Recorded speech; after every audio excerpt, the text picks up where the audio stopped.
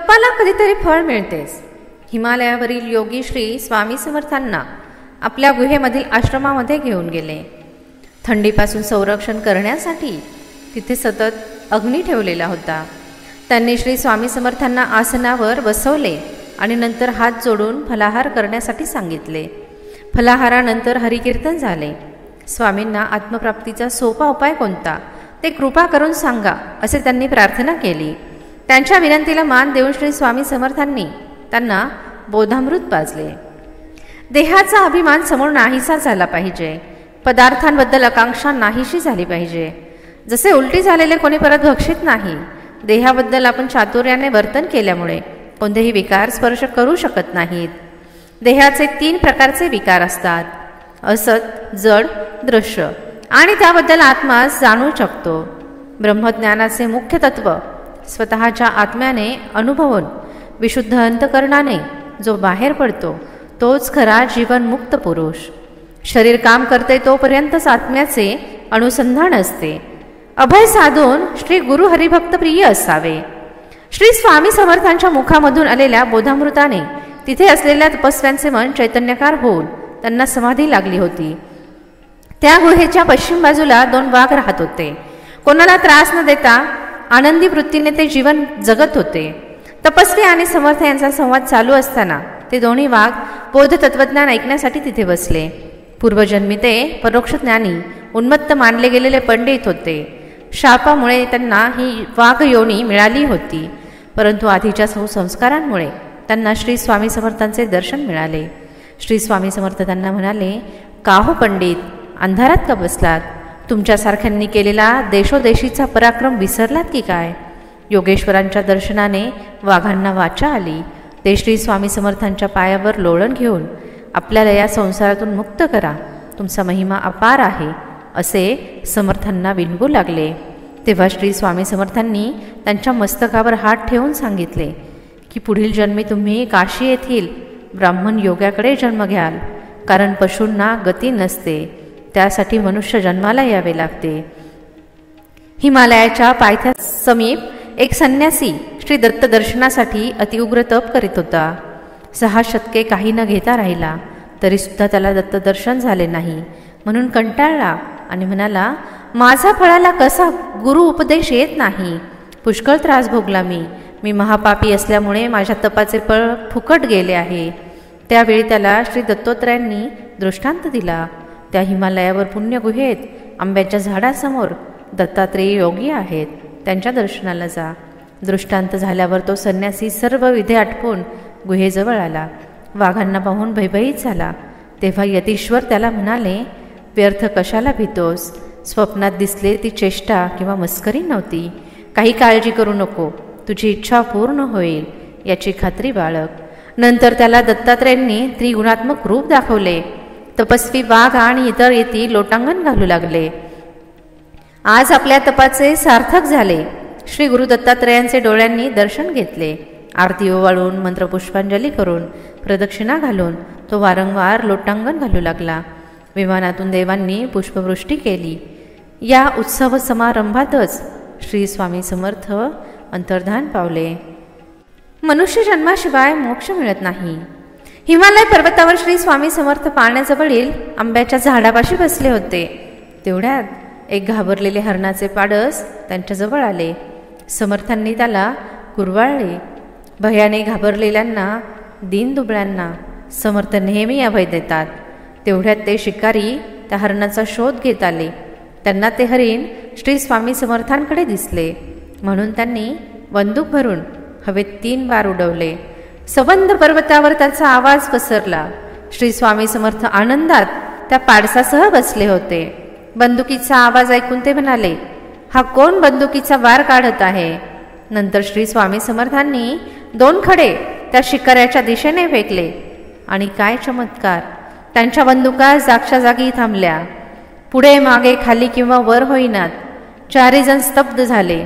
त्यांना काही कळेना ते कसे झाले. शरीर बंदूक हलेना की वळेना. चौघेही टकमका बघू लागले. देहाची स्मृती एकालाही राहिली नव्हती. गुहेतील योगी हा प्रकार अवलोकन करीत होते. शत्रू, मित्र, निंदा करणारे, बंधनारे या सगळ्यांना एकाच मापात मोजणारे श्री स्वामी समर्थ शांत मनाने बसले होते. ते शिकारी बरेच तास त्या स्थितीत राहिलेले पाहून श्री स्वामी समर्थांना कळवळून आले. त्यांनी त्यांच्यावर कृपादृष्टी केली. त्यामुळे त्यांना देहशुद्धी आली. समर्थांच्या पायावर लोळण घेत आपल्या दुष्कृत्याबद्दल त्यांनी पश्चाताप व्यक्त केला. श्री स्वामी समर्थांनी सर्व भूतलावर अविरोध प्रेम करून स्वधर्माचे संरक्षण करण्यास सांगितले. शिकारी मग संतुष्ट होऊन निघून गेले. त्या पारसाला शोधत त्याची आई घाबरून पाणी पित होती. तिचा नवरा चिंताग्रस्त होऊन आपल्या बायकोचा आणि पिल्लांचा शोध घेत होता. पाण्याजवळ आल्यानंतर त्याला श्री स्वामी समर्थ दिसले. त्याला मोठा धीर आला. मनोभावे नमस्कार केला. त्यावेळी श्री समर्थ त्याला म्हणाले, का रे ब्राह्मणा, सध्या तू आम्हाला ओळखत नाहीस. पूर्वेचा तू आमचा भक्त. गाणगापुरात ब्राह्मण कोळी जन्मून रोगी असल्यामुळे आमच्या सेवेने व्याधीतून सुटलास. तुझी पत्नी पतिव्रता, मुले बाळे असताना तुम्ही सत्पुरुषांचा छळ केल्यामुळे या हरिण योनीत तुम्ही जन्म घेतला. पूर्वीचे थोडेफार पुण्य म्हणून आमची तुमची भेट झाली. तेवढ्यात हरणी आली. आपल्या पतीला आणि पाळसाला पाहून तिला आनंद झाला. पूर्वीचे संस्कार संस्कृती जाऊन त्यांना वाचा फुटली आणि श्री नरसिंह सरस्वतींना ओळखून त्यांना नमस्कार केला. अनेक जन्मांचे आज फळ मिळाले आणि श्री गुरुदत्तांचे दर्शन झाले. आज शिकाऱ्याकडून मरण वेळ आली होती, परंतु श्री स्वामी समर्थांचे पाय पाहिले आणि धन्य झालो. आता काही आशा उरली नाही. पुरे झाले या जन्मखेपा, याच्यातून आमची सुटका करा, अशी ते स्वामी समर्थांना विनवणी करू लागले. ब्राह्मण वंशात जन्माला याल, ज्ञान वैराग्य बनेल. महाराष्ट्र दक्षिण देशी आम्ही फिरत येऊ तेव्हा आमची भेट होईल, असे श्री स्वामी समर्थ म्हणाले. मोक्ष सुख सुद्धा मिळेल. मनुष्य जन्माशिवाय मोक्षप्राप्तीचा मार्ग मोकळा होत नाही. हरिण, हरिणी आणि पाडस श्री स्वामी समर्थांना नमस्कार करून निघून गेले. 3. अलवनी बुवांवर कृपादृष्टी कशी केली. अलवनी बुवा एक विद्वान, शुद्ध चरणी, ब्रह्मचारी, तपस्वी डाकोरनाथ येथे आले होते. नित्य नेमाने विधीपूर्वक पूजापाठ करून पायी तीर्थयात्रा करीत, गीता भागवत उच्चार स्वराने पठण करीत ते जगन्नाथ दर्शनासाठी आले होते. त्यांच्याबरोबर आणखीन 3 माणसं होती. एकाएकी त्यांना ज्वराचा त्रास सुरू झाला. 7 दिवसात अन्न पाणी नाही. चौघेही दुखणे करी. कोणी एखादा घास पण आणून देत नव्हता. लोक आपापल्या कामामध्ये दंग होते. त्या चौघांकडे बघण्यास कोणालाही वेळ नव्हता. अलवनी बुवांनी परमेश्वराकडे आळवणी केली. परोपकारासाठी सज्जनांशिवाय कोण धावणार. परमेश्वर दीनदयाळू, भक्तजनांचा कैवारी. भगवान शंकर सुद्धा भक्तांचा विरस करत नाहीत. लोकांमधील चर्चा ऐकून अलवनी बुवांचे अंतकरण जाणल्यानंतर तिथे अलवनी बुवा निद्रस्त तहान भुकेने शांत पडले होते. तिथे कमरेवर हात ठेवलेले, सुगंधी भस्म लावलेले श्री स्वामी समर्थ गेले. समर्थांनी अलख शब्द उच्चारला. अलवनी बुवा आणि त्यांच्याबरोबर असलेल्या 3 जणांबद्दल परमेश्वराला दया आली आणि त्यांच्या डोक्यावर कृपा हस्त ठेवून स्पर्श केला. त्याबरोबर ते चौघे खडबडून उठले. श्री स्वामी समर्थांनी साष्टांग नमस्कार करून हात जोडून ते उभे राहिले. संस्कृत भाषेत स्तवन करून, आपण अवतारी पुरुष आहात, आपले दर्शन होताच आमचे आरोग्य सुधारले, असा अनुभव आम्हाला कधीही आला नव्हता. हा अपूर्व समर्थ महिमा आहे. अलवनी श्रद्धा भक्तिपूर्वक हात जोडून जगन्नाथ स्वामींना विचारू लागले, आपले स्थान कोणते, वास्तव्य कुठे आहे, हे सर्व स्नान भोजन झाल्यानंतर सांगावे. हसून श्री स्वामी परमेश्वर म्हणाले, आमचे स्थान हे सर्व विश्व आहे. त्याशिवाय आमचे दुसरे ठिकाण नाही. सर्व तीर्थक्षेत्रे, देव, संस्थाने आमचीच ठिकाणे.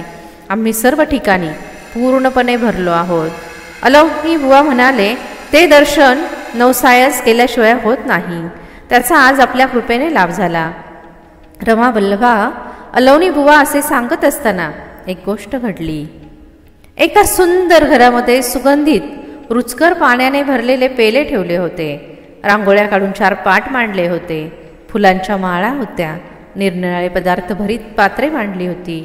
स्वामी समर्थांनी त्या चौघांना सांगितले, चला लवकर जेवण्यासाठी प्राणाहुती घ्या. तेव्हा ते सर्वजण आश्चर्यचकित झाले व हे परमेश्वर आहेत असे म्हणू लागले. नंतर चौघेही जेवण्यास बसले. पोट भरून जेवले. नंतर बिडा घेतला. सर्वत्र आनंदी आनंद झाला. श्री स्वामी समर्थांनी 4 जणांना आयुरारोग्य चिंतून समाधानी केले. अलवनी बुवानंतर श्री स्वामी समर्थांना परत दर्शन देण्यासाठी विनवू लागले. त्यावेळी श्री स्वामी समर्थ म्हणाले, आता आपली भेट आम्ही प्रज्ञापुरी येऊ तेव्हा होईल. त्याबद्दल तुम्ही निशंक असा.